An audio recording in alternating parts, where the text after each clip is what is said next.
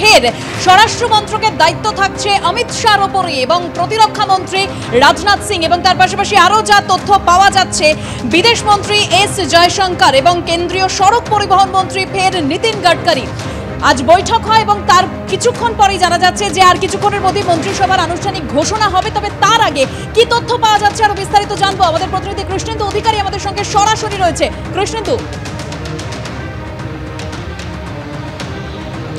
দেখো, তুমি জানো কালকেই রাষ্ট্রপতি ভবনে প্রধানমন্ত্রী হিসেবে শপথ দিয়েছেন নরেন্দ্র মোদী এবং 72 জন মন্ত্রী শপথ দিয়েছেন এবং 72 জন মন্ত্রীর মধ্যে 11 জন হচ্ছে শরিক দলের এবং সেই শপথ গ্রহণের পরদিনই আজকেই মন্ত্রিসভার প্রথম বৈঠক হয়, তৃতীয় মোদী সরকারের মন্ত্রিসভার প্রথম বৈঠক এবং সেই বৈঠকে সামগ্রিকভাবে কয়েকটা সিদ্ধান্তের পাশাপাশি মন্ত্রক বন্টনও শুরু হয়ে গেছে এবং সেই মন্ত্রক বন্টনের প্রাথমিক শর্ত হিসেবে আমরা দেখতে পাচ্ছি যে মূল যে মন্ত্রকগুলো রয়েছে অর্থাৎ বিদেশ মন্ত্রক, প্রতিরক্ষা মন্ত্রক বা স্বরাষ্ট্র মন্ত্রক, এই মন্ত্রকের কোনো মন্ত্রী চেঞ্জ হয়নি, অর্থাৎ পরিবর্তন হয়নি।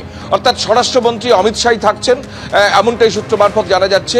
বিদেশ মন্ত্রী এস জয়শঙ্কর তিনিই থাকছেন, এমনকি প্রতিরক্ষা দপ্তরের দায়িত্ব সামলাবেন রাজনাথ সিং, এমনটাই জানা যাচ্ছে। সড়ক এবং পরিবহন দপ্তর নীতিন গডকরি তিনিও থাকছেন আগের মতোই, এমনটাই জানা যাচ্ছে এবং সেই মন্ত্রকের আরও দুজন রাষ্ট্রমন্ত্রী হচ্ছেন সেটাও জানা যাচ্ছে।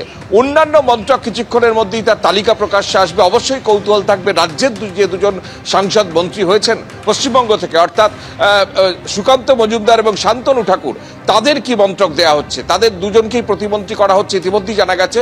তাদের কি মন্ত্রক দেওয়া হচ্ছে এটা অবশ্যই কৌতূহল থাকবে, কিন্তু প্রাথমিকভাবে যে মন্ত্রিসভার সম্প্রসারণে এবং যে সমস্ত মন্ত্রক বন্টনের যে কার্যকলাপ শুরু হয়েছে তাতে দেখা যাচ্ছে যে দ্বিতীয় মোদী সরকারের যে মন্ত্রকগুলো ছিল, মূলত বিগ ফোর যে চারটে মন্ত্রক বলা হয়, স্বরাষ্ট্র দপ্তর, প্রতিরক্ষা দপ্তর, অর্থ দপ্তর এবং বিদেশ দপ্তর, সেই চারটি দপ্তরের খুব একটা পরিবর্তন হচ্ছে না। যদিও অর্থ মন্ত্রকের কে দায়িত্ব নিচ্ছেন এখনো স্পষ্ট নয়।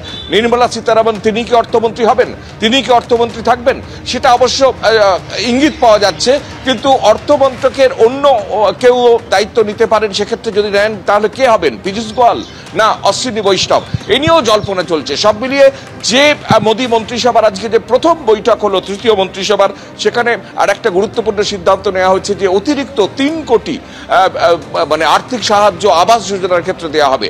যে আবাস যোজনা নিয়ে পশ্চিমবঙ্গ থেকে একটা বিতর্ক তৈরি হয়েছিল, আবাসের টাকা দিচ্ছে না কেন্দ্র, এবং বারবার এই দাবি নিয়ে দিল্লির রাজপথ থেকে রাজ্যের রাজপথে এমনকি এই লোকসভা ভোটে ইস্যু করেছিল তৃণমূল।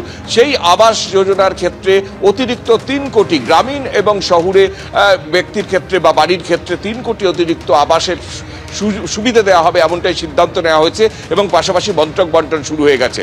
বারবার বলছি, যে মন্ত্রক বন্টন শুরু হয়েছে তাতে প্রাথমিকভাবে বড় বড় মন্ত্রকগুলো বা গুরুত্বপূর্ণ মন্ত্রকগুলোর ক্ষেত্রে মোদী সরকার, বা এবার ক্ষেত্রে মোদী সরকার না বলে যে এনডিএ সরকার বলা ভালো, সেই এনডিএ সরকার দ্বিতীয় মোদী সরকারের ক্ষেত্রে যে সিদ্ধান্তগুলো ছিল বা যারা মন্ত্রক সামলাচ্ছিলেন সেক্ষেত্রে খুব একটা বড় রদবদল হচ্ছে না।